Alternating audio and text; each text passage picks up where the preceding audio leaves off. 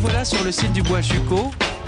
Je suis en compagnie de... Le Carnac vendéen, c'est comme ça qu'on l'appelait.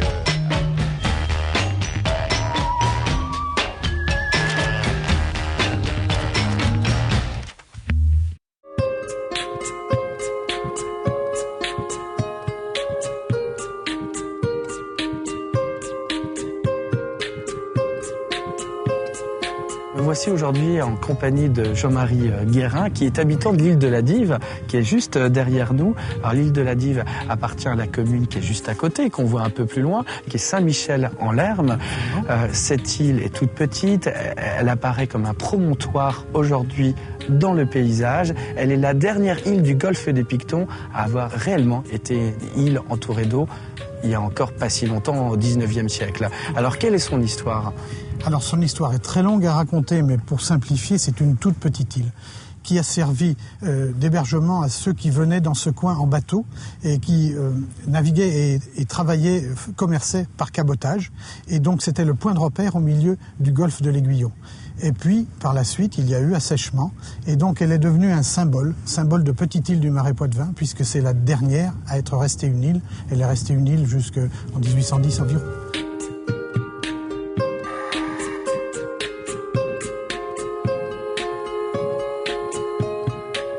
Vous êtes, vous, habitant de l'île de la Dive depuis 4 ans, vous en êtes tombé amoureux et vous faites des tas de recherches pour connaître davantage son histoire. Alors, une de ces histoires connues et presque contemporaines, c'était il n'y a pas si longtemps, l'île était utilisée comme carrière. Hein. Oui, tout à fait. On y extrayait quoi? On y extrayait du calcaire afin de fournir les ouvriers qui construisaient la digue de l'Aiguillon. Et là, dans ces cas-là, on a une structure en falaise, alors qu'ici, nous montons une structure naturelle qui était la pente naturelle de l'île. Alors nous voilà en haut, nous voilà enfin sur l'île, avec un panorama à 360 degrés. Nous voyons La Rochelle, nous voyons l'île de Ré, nous voyons la mer qui est donc tout près. Nous avons une table d'orientation qui nous permet d'être un peu plus précis sur les directions des sites environnants. Oui, tout à fait. C'est une table qui a été mise par la commune de Saint-Michel-en-Lerme et qui permet aux touristes d'apprécier le paysage qui se fait sur 360 degrés, puisque nous y voyons depuis la flèche de Luçon jusqu'aux tours les plus hautes de La Rochelle.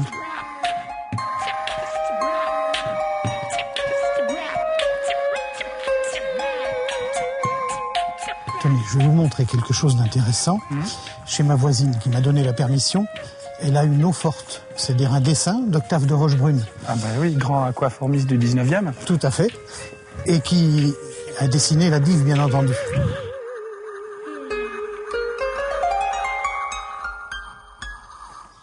Donc voilà cette eau forte. Vous pouvez y voir un paysage de marais, partout ici. Et là, les dernières voiles de bateaux. Des bateaux. La mer est toute proche. Et là, donc, nous sommes en 1863 quand Rochebrune décide de croquer ce site de la Dive. Et puis, il le fait pour une bonne raison. Hein. Oui, il l'explique sur la page d'à côté dans son livre.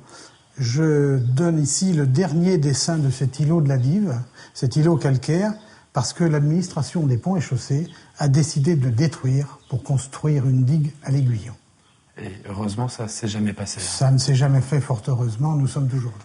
Voilà, maintenant je vais essayer de vous présenter un ami qui est dans son jardin et qui jouit d'un paysage absolument exceptionnel sur la sortie du Lay. De chez vous, on voit très bien la pointe d'Arcet, et phénomène incroyable et unique en France, elle s'agrandit chaque année d'environ une trentaine de mètres. Oui, on le voit très bien de chez vous. Alors dites-moi, qu'est-ce qu'on a devant nous? C'est le lait, hein, c'est ça? Oui. Alors le lait qui se jette dans la baie de l'Aiguillon. C'est l'embouchure du lait qui se trouve ici. Racontez-nous en 2 mots hein, ce phénomène de prolongement de terre. Il y a plusieurs hypothèses. Il y a les courants qui viennent de la Loire et puis de la Gironde et qui remonteraient le sable et qui resteraient accumulés dans cette pointe d'Arcet. Mais ça s'ensable à une vitesse phénoménale parce qu'avant les bateaux allaient sur l'Aiguillon, maintenant la plupart restent à la petite jetée pour décharger leurs poissons. Hein. Quand on vit ici, est-ce qu'on se sent plus îlien ou terrien? Îlien parce que moi j'ai fait les volets en bleu comme sur une île, je me trouve en Grèce peut-être. Vous abritez, vous, ici, comme propriétaire, un petit trésor de notre patrimoine. C'est l'architecture la plus ancienne de l'île de la Dive. Il s'agit d'une chapelle. Vous nous la faites découvrir ? Oui, absolument. Allons-y.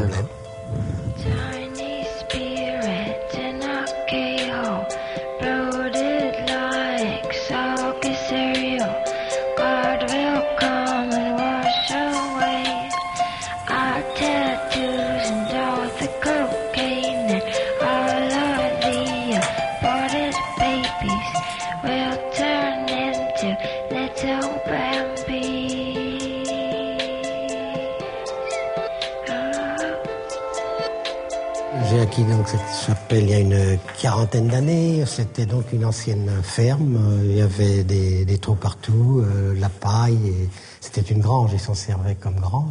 Et elle date à peu près du 13e. Hein. Du 12e, 13e, fin du roman, début des gothiques. Qu'est-ce que vous nous montrez du 12e, et là, les graffitis. Les graffitis, avec, je vois, une date 1621. Oui. C'est au moment des guerres de religion. Bon, on était à 10 km en face de La Rochelle, donc ça a été habité par les catholiques, les protestants, et ça a été, à ce moment-là, ça a été ravagé pratiquement complètement. Hein. On l'a restauré il y a quelques années seulement.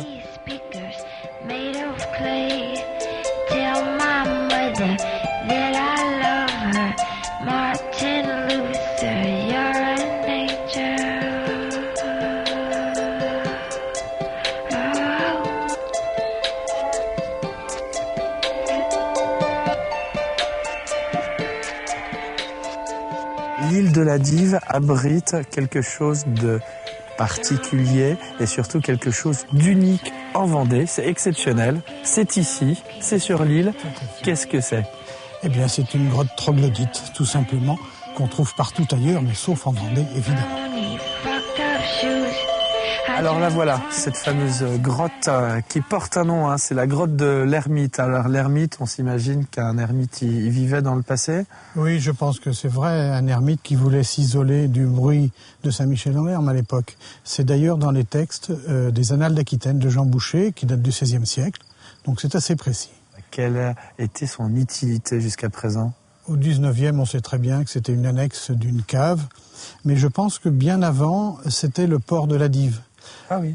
Parce que l'eau arrivait à nos pieds. L'eau arrivait à nos pieds sans aucun doute, et on venait ici avec un petit bateau. Les cartes de l'époque les mentionnent très bien. Et donc un abri comme celui-ci pouvait être très utile.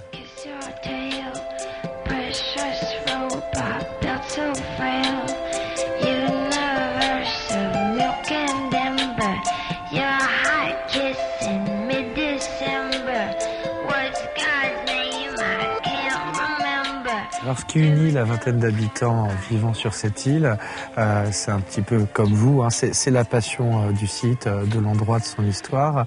Et vous avez même créé un blog hein, où vous mettez tout ce que vous savez à l'intérieur. Oui, ça reste un brouillon quelquefois. Mais enfin, c'est une passion et ça permet un échange. Le blog s'appelle La Dive 85, il faut le taper sans espace et ils verront absolument tout sur la Dive. Nous voilà sur le site du Bois Chucot. Je suis en compagnie de Le Carnac vendéen, c'est comme ça qu'on l'appelait.